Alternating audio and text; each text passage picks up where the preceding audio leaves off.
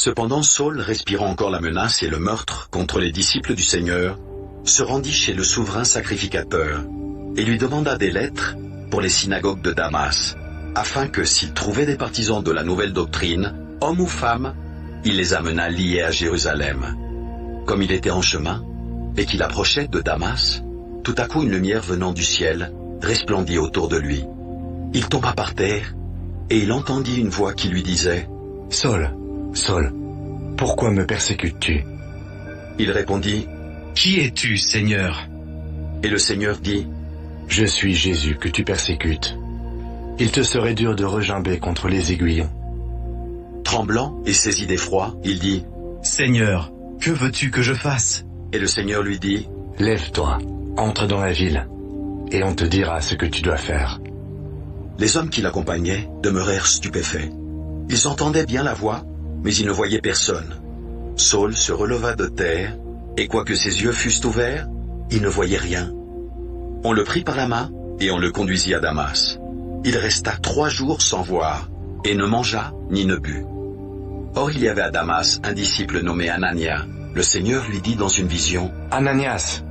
Il répondit « Me voici, Seigneur. » Et le Seigneur lui dit « Lève-toi, et va dans la rue qu'on appelle la droite, et cherche dans la maison de Judas un nommé Saul de Tarse. Car il prie, et il a vu en vision un homme du nom d'Ananias qui entrait et qui lui imposait les mains, afin qu'il recouvrât la vue. » Anania répondit « Seigneur, j'ai appris de plusieurs personnes tous les maux que cet homme a fait à tes saints dans Jérusalem. Et il a ici des pouvoirs de la part des principaux sacrificateurs pour lier tous ceux qui invoquent ton nom. » Mais le Seigneur lui dit « Va, car cet homme est un instrument que j'ai choisi pour porter mon nom devant les nations, devant les rois et devant les fils d'Israël.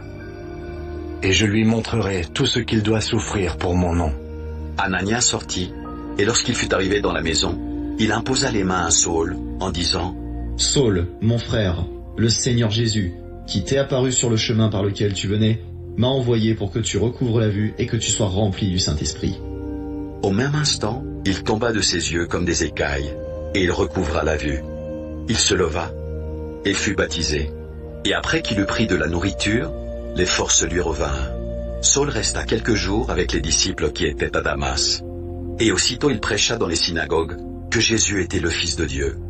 Tous ceux qui l'entendaient étaient dans l'étonnement et disaient « N'est-ce pas celui qui persécutait à Jérusalem ceux qui invoquent ce nom? Et n'est-il pas venu ici pour les emmener liés devant les principaux sacrificateurs ?»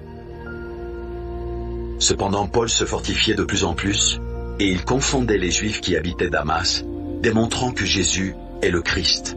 Au bout d'un certain temps, les Juifs se concertèrent pour le tuer, et leur complot parvint à la connaissance de Saul.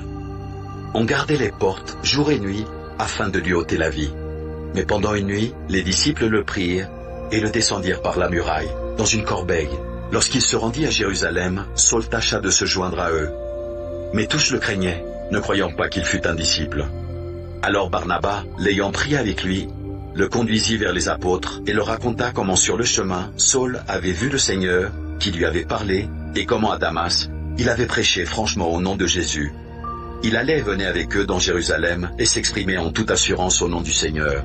Il parlait aussi et disputait avec les hellénistes, mais ceux-ci cherchaient à lui ôter la vie. Les frères, l'ayant su, l'emmenèrent à Césarée et le firent partir pour Tarse. L'Église était en paix dans toute la Judée, la Galilée et la Samarie, s'édifiant et marchant dans la crainte du Seigneur, et elle s'accroissait par l'assistance du Saint-Esprit. Comme Pierre visitait tous les saints, il descendit aussi vers ceux qui demeuraient à Lyde. Il y trouva un homme nommé Énée, couché sur un lit depuis 8 ans et paralytique. Pierre lui dit « Énée, Jésus-Christ te guérit. Lève-toi et arrange ton lit. » Et aussitôt il se leva. Tous les habitants de Lyde et du Saron le virent, et ils se convertirent au Seigneur. Il y avait à Joppé, parmi les disciples, une femme nommée Tabitha, ce qui signifie Dorca. Elle faisait beaucoup de bonnes œuvres et d'aumônes. Elle tomba malade en ce temps et mourut. Après l'avoir lavée, on la déposa dans une chambre haute. Comme Lyde est près de Joppé, les disciples ayant appris que Pierre s'y trouvait, envoyèrent 2 hommes vers lui pour le prier de venir chez eux sans tarder. Pierre se leva et partit avec ses hommes. Lorsqu'il fut arrivé, on le conduisit dans la chambre haute. Toutes les veuves l'entourèrent en pleurant. Ils lui montrèrent les tuniques et les vêtements que faisait Dorcas pendant qu'elle était avec elle. Pierre fit sortir tout le monde, se mit à genoux et pria. Puis se tournant vers le corps, il dit « Tabitha, lève-toi !» Elle ouvrit les yeux, et ayant vu Pierre, elle s'assit. Il lui donna la main et la fit lever. Il appela ensuite les saints et les veuves, et la leur présenta vivante. Cela fut connu de tout Joppé, et beaucoup crurent au Seigneur. Pierre demeura quelque temps à Joppé, vers un corroyeur nommé Simon,